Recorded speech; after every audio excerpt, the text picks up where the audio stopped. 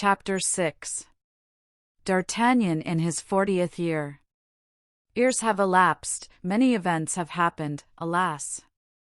Since, in our romance of the Three Musketeers, we took leave of D'Artagnan at number 12 Rue de Fossoyeurs. D'Artagnan had not failed in his career, but circumstances had been adverse to him.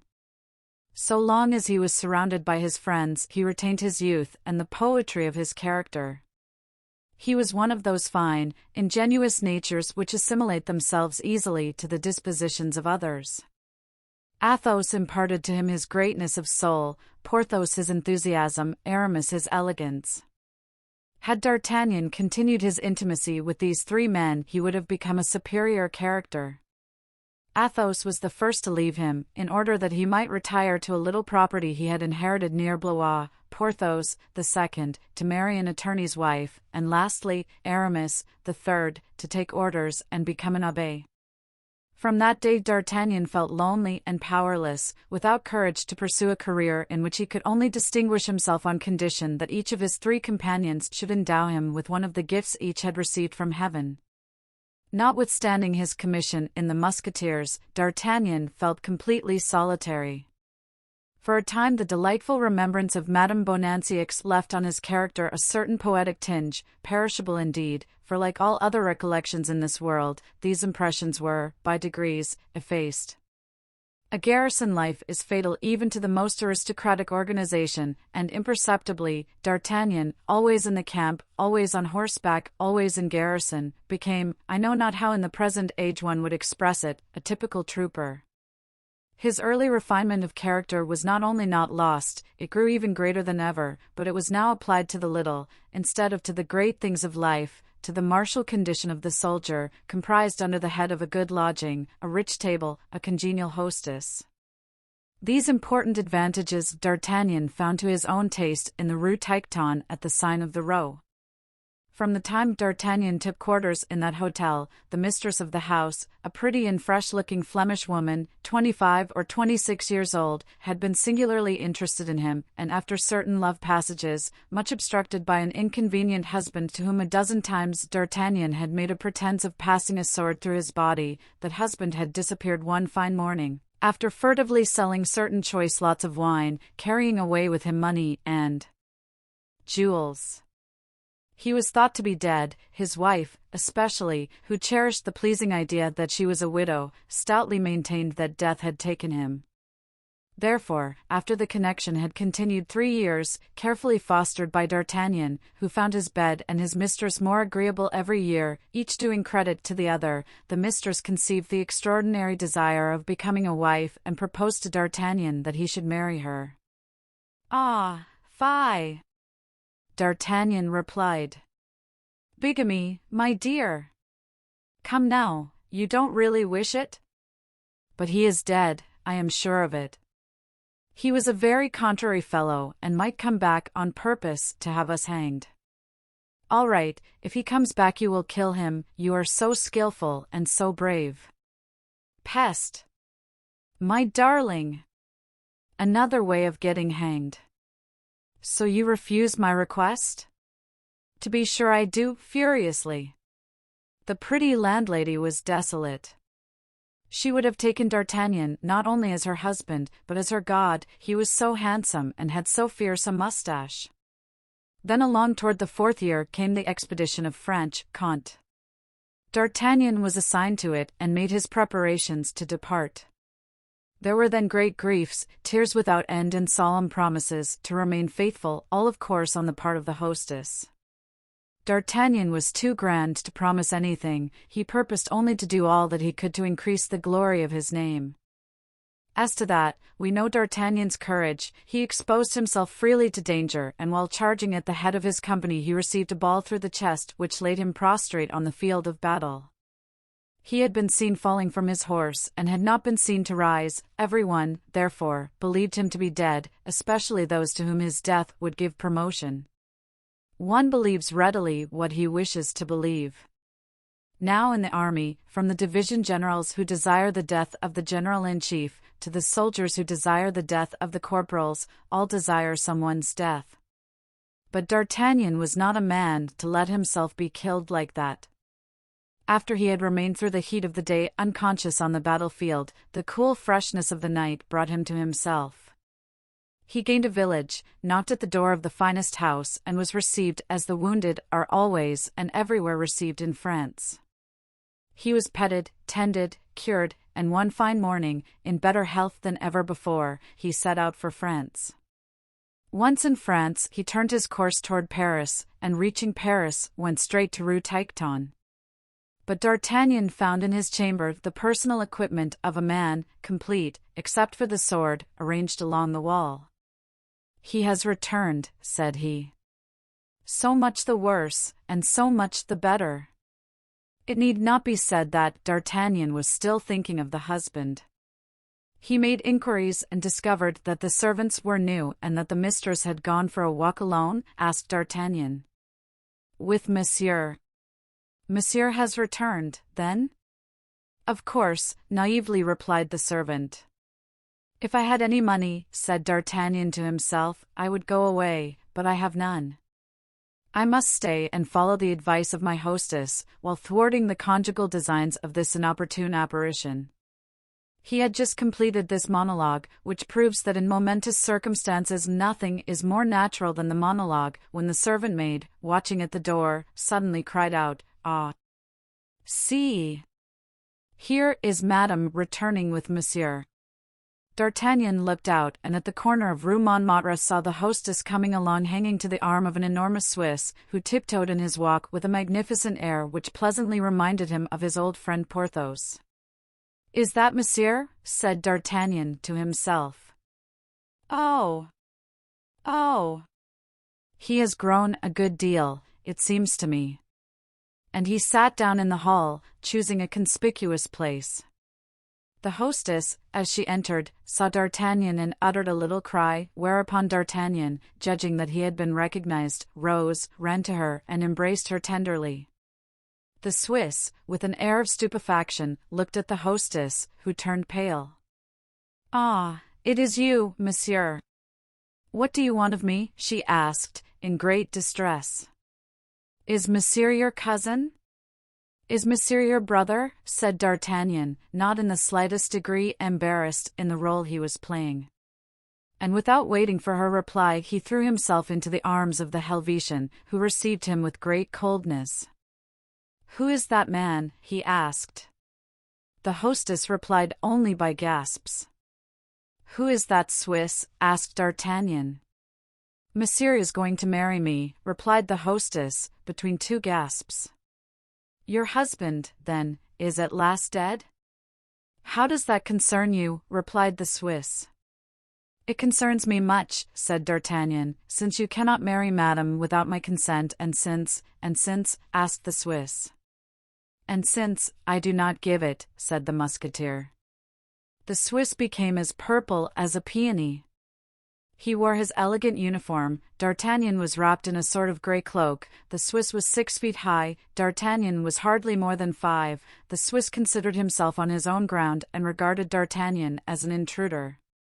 "Will you go away from here?" demanded the Swiss, stamping violently, like a man who begins to be seriously angry.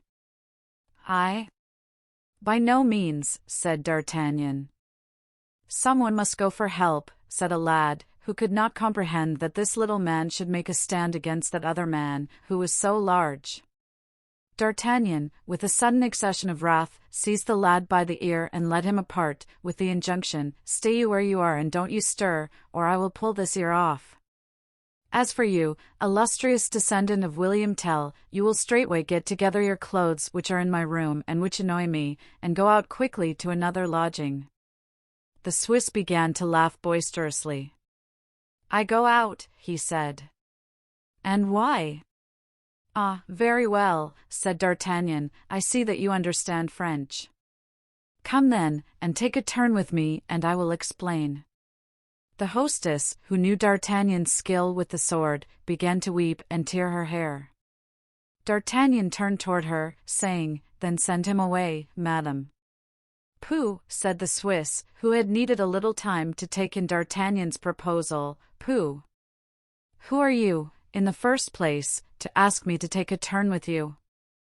"I am lieutenant in His Majesty's Musketeers," said D'Artagnan, "and consequently your superior in everything, only, as the question now is not of rank, but of quarters, you know the custom, come and seek for yours, the first to return will recover his chamber." D'Artagnan led away the Swiss in spite of lamentations on the part of the hostess, who in reality found her heart inclining toward her former lover, though she would not have been sorry to give a lesson to that haughty musketeer who had affronted her by the refusal of her hand. It was night when the two adversaries reached the field of battle. D'Artagnan politely begged the Swiss to yield to him the disputed chamber. The Swiss refused by shaking his head, and drew his sword. "Then you will lie here," said D'Artagnan. "It is a wretched bed, but that is not my fault, and it is you who have chosen it." With these words he drew in his turn and crossed swords with his adversary. He had to contend against a strong wrist, but his agility was superior to all force. The Swiss received 2 wounds and was not aware of it, by reason of the cold, but suddenly feebleness, occasioned by loss of blood, obliged him to sit down. "There," said D'Artagnan, "what did I tell you? Fortunately, you won't be laid up more than a fortnight. Remain here, and I will send you your clothes by the boy. Goodbye. Oh, by the way, you'd better take lodging in the Rue Montorgueil at the Chat Capelote.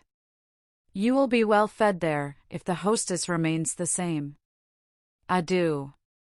Thereupon he returned in a lively mood to his room and sent to the Swiss the things that belonged to him. The boy found him sitting where D'Artagnan had left him, still overwhelmed by the coolness of his adversary. The boy, the hostess, and all the house had the same regard for D'Artagnan that one would have for Hercules should he return to earth to repeat his 12 labors. But when he was alone with the hostess he said, "Now, pretty Madeleine, you know the difference between a Swiss and a gentleman. As for you, you have acted like a barmaid. So much the worse for you, for by such conduct you have lost my esteem and my patronage. I have driven away the Swiss to humiliate you, but I shall lodge here no longer. I will not sleep where I must scorn. Ho, there, boy! Have my valise carried to the Muid d'Amour, Rue de Bourdonnais. Adieu, madame." In saying these words, D'Artagnan appeared at the same time majestic and grieved. The hostess threw herself at his feet, asked his pardon, and held him back with a sweet violence. What more need be said? The spit turned, the stove roared, the pretty Madeleine wept, D'Artagnan felt himself invaded by hunger, cold and love. He pardoned, and having pardoned he remained. And this explains how D'Artagnan had quarters in the Rue Tiquetonne, at the Hôtel de la Chevrette. D'Artagnan then returned home in thoughtful mood, finding a somewhat lively pleasure in carrying Mazarin's bag of money and thinking of that fine diamond which he had once called his own and which he had seen on the minister's finger that night.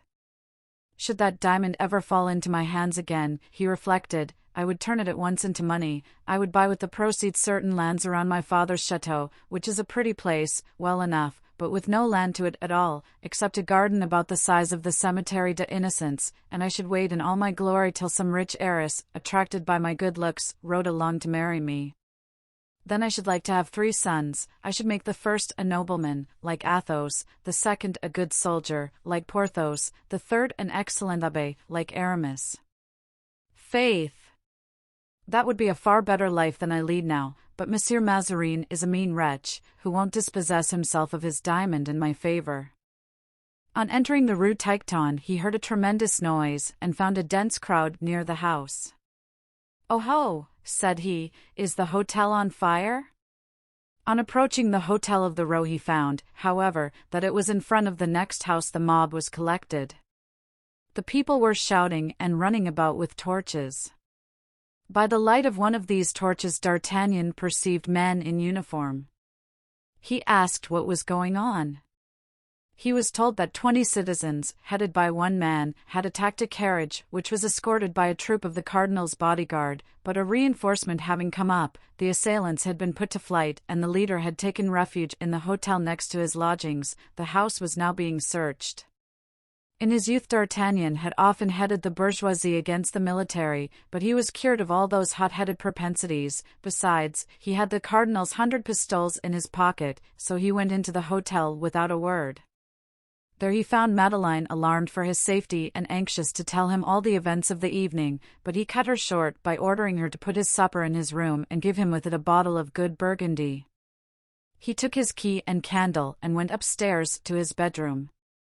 He had been contented, for the convenience of the house, to lodge in the 4th story, and truth obliges us even to confess that his chamber was just above the gutter and below the roof. His first care on entering it was to lock up in an old bureau with a new lock his bag of money, and then as soon as supper was ready he sent away the waiter who brought it up and sat down to table.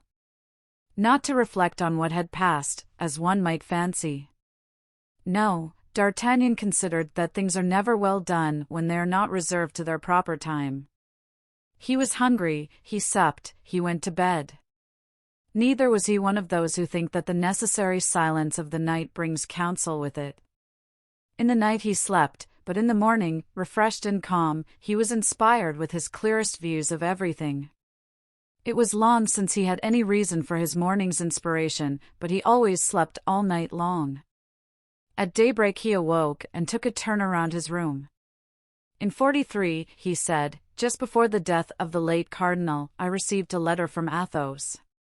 Where was I then? Let me see. Oh! At the siege of Besancon I was in the trenches. He told me, let me think, what was it? That he was living on a small estate, but where? I was just reading the name of the place when the wind blew my letter away. I suppose to the Spaniards. There's no use in thinking any more about Athos. Let me see, with regard to Porthos, I received a letter from him, too. He invited me to a hunting party on his property in the month of September, 1646. Unluckily, as I was then in Béarn, on account of my father's death, the letter followed me there. I had left Béarn when it arrived, and I never received it until the month of April, 1647, and as the invitation was for September, 1646, I couldn't accept it. Let me look for this letter, it must be with my title deeds. D'Artagnan opened an old casket which stood in a corner of the room, and which was full of parchments referring to an estate during a period of 200 years lost to his family. He uttered an exclamation of delight, for the large handwriting of Porthos was discernible, and underneath some lines traced by his worthy spouse. D'Artagnan eagerly searched for the heading of this letter. It was dated from the Château du Vallon. Porthos had forgotten that any other address was necessary. In his pride he fancied that everyone must know the Château du Vallon. "Devil take the vain fellow," said D'Artagnan. "However, I had better find him out first, since he can't want money. Athos must have become an idiot by this time from drinking. Aramis must have worn himself to a shadow of his former self by constant genuflection." He cast his eyes again on the letter. There was a postscript, "I write by the same courier to our worthy friend Aramis in his convent." In his convent? What convent? There are about 200 in Paris and 3,000 in France, and then, perhaps, on entering the convent he changed his name. Ah! If I were but learned in theology, I should recollect what it was he used to dispute about with the curate of Montdidier and the superior of the Jesuits. When we were at Crevecoeur, I should know what doctrine he leans to, and I should glean from that what saint he has adopted as his patron. Well, suppose I go back to the cardinal and ask him for a passport into all the convents one can find, even into the nunneries? It would be a curious idea, and maybe I should find my friend under the name of Achilles. But, no! I should lose myself in the cardinal's opinion. Great people only thank you for doing the impossible. What's possible, they say, they can effect themselves, and they are right. But let us wait a little and reflect. I received a letter from him, the dear fellow, in which he even asked me for some small service, which, in fact, I rendered him. Yes, but now what did I do with that letter? D'Artagnan thought a moment and then went to the wardrobe in which hung his old clothes. He looked for his doublet of the year 1648, and as he had orderly habits, he found it hanging on its nail. He felt in the pocket and drew from it a paper. It was the letter of Aramis. Monsieur d'Artagnan, you know that I have had a quarrel with a certain gentleman, who has given me an appointment for this evening in the Place Royale. As I am of the church, and the affair might injure me if I should share it with any other than a sure friend like you, I write to beg that you will serve me as second. You will enter by the Rue Neuve Sainte Catherine. Under the second lamp on the right you will find your adversary. I shall be with mine under the third. Wholly yours, Aramis. D'Artagnan tried to recall his remembrances. He had gone to the rendezvous, had encountered there the adversary indicated, whose name he had never known, had given him a pretty sword stroke on the arm, then had gone toward Aramis, who at the same time came to meet him, having already finished his affair. "It is over," Aramis had said. "I think I have killed the insolent fellow. But, dear friend, if you ever need me, you know that I am entirely devoted to you." Thereupon Aramis had given him a clasp of the hand and had disappeared under the arcades. So, then, he no more knew where Aramis was than where Athos and Porthos were, and the affair was becoming a matter of great perplexity when he fancied he heard a pane of glass break in his room window. He thought directly of his bag and rushed from the inner room where he was sleeping. He was not mistaken. As he entered his bedroom, a man was getting in by the window. "Ah! You scoundrel!" cried D'Artagnan, taking the man for a thief and seizing his sword. "Sir," cried the man, "in the name of heaven put your sword back into the sheath and don't kill me unheard. I'm no thief, but an honest citizen, well off in the world, with a house of my own. My name is, But surely you are Monsieur d'Artagnan?" "And thou, Planchet?" cried the lieutenant. "At your service, sir," said Planchet, overwhelmed with joy, "if I were still capable of serving you." "Perhaps so," replied D'Artagnan. "But why the devil dost thou run about the tops of houses at 7 o'clock of the morning in the month of January?" "Sir," said Planchet, "you must know, but perhaps you ought not to know." "Tell us what," returned D'Artagnan, "but first put a napkin against the window and draw the curtains." "Sir," said the prudent Planchet, "in the first place, are you on good terms with Monsieur de Rochefort?" "Perfectly, one of my dearest friends." "Ah! So much the better. But what has de Rochefort to do with this manner you have of invading my room?" "Ah, sir! I must first tell you that Monsieur de Rochefort is—" Planchet hesitated. "Egad, I know where he is," said D'Artagnan. "He's in the Bastille." "That is to say, he was there," replied Planchet. "But in returning thither last night, when fortunately you did not accompany him, as his carriage was crossing the Rue de la Ferronnerie, his guards insulted the people, who began to abuse them. The prisoner thought this a good opportunity for escape. He called out his name and cried for help. I was there. I heard the name of Rochefort. I remembered him well. I said in a loud voice that he was a prisoner, a friend of the Duc de Beaufort, who called for help. The people were infuriated. They stopped the horses and cut the escort to pieces, whilst I opened the doors of the carriage and Monsieur de Rochefort jumped out and soon was lost amongst the crowd. At this moment a patrol passed by. I was obliged to sound a retreat toward the Rue Tiquetonne. I was pursued and took refuge in the house next to this, where I have been concealed between two mattresses. This morning I ventured to run along the gutters and—" "Well," interrupted D'Artagnan, "I am delighted that de Rochefort is free, but as for thee, if thou shouldst fall into the hands of the king's servants, they will hang thee without mercy. Nevertheless, I promise thee thou shalt be hidden here, though I risk by concealing thee neither more nor less than my lieutenancy, if it was found out that I gave one rebel an asylum." "Ah! Sir, you know well I would risk my life for you." "Thou mayst add that thou hast risked it, Planchet. I have not forgotten all I owe thee. Sit down there and eat in security. I see thee cast expressive glances at the remains of my supper." "Yes, sir, for all I've had since yesterday was a slice of bread and butter, with preserves on it." Although I don't despise sweet things in proper time and place, I found the supper rather light. Poor fellow, said D'Artagnan. Well, come, set to. Ah, sir, you are going to save my life a second time, cried Planchet.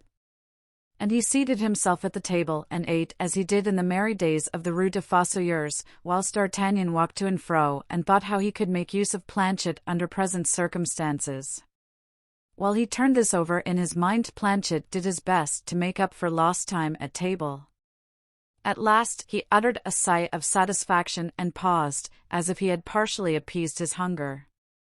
Come, said D'Artagnan, who thought that it was now a convenient time to begin his interrogations, dost thou know where Athos is? No, sir, replied Planchet. The devil thou dost not. Dost know where Porthos is? No, not at all. And Aramis? Not in the least. The devil! The devil! The devil! But, sir, said Planchet, with a look of shrewdness, I know where Bazin is. Where is he? At Notre Dame. What has he to do at Notre Dame? He is beadle. Bazin beadle at Notre Dame. He must know where his master is. Without a doubt he must. D'Artagnan thought for a moment, then took his sword and put on his cloak to go out. Sir, said Planchet, in a mournful tone, do you abandon me thus to my fate? Think, if I am found out here, the people of the house, who have not seen me enter it, will take me for a thief. True, said D'Artagnan. Let's see. Canst thou speak any patois? I can do something better than that, sir, I can speak Flemish. Where the devil didst thou learn it? In Artois, where I fought for years. Listen, sir. Goeden morgen, meneer, het tien begere Louis ten the G sond heats omstand. Which means, good day, sir. I am anxious to know the state of your health. He calls that a language. But never mind, that will do capitally. D'Artagnan opened the door and called out to a waiter to desire Madeleine to come upstairs. When the landlady made her appearance, she expressed much astonishment at seeing Planchet. My dear landlady, said D'Artagnan, I beg to introduce to you your brother, who is arrived from Flanders and whom I am going to take into my service. My brother? Wish your sister good morning, Master Peter. Welcome, suster, said Planchet. Goeden day, broder, replied the astonished landlady. This is the case, said D'Artagnan. This is your brother, Madeleine. You don't know him perhaps, but I know him. He has arrived from Amsterdam. You must dress him up during my absence. When I return, which will be in about an hour, you must offer him to me as a servant, and upon your recommendation, though he doesn't speak a word of French, I take him into my service. You understand? That is to say, I guess your wishes, and that is all that's necessary, said Madeleine. You are a precious creature, my pretty hostess, and I am much obliged to you. The next moment D'Artagnan was on his way to Notre Dame.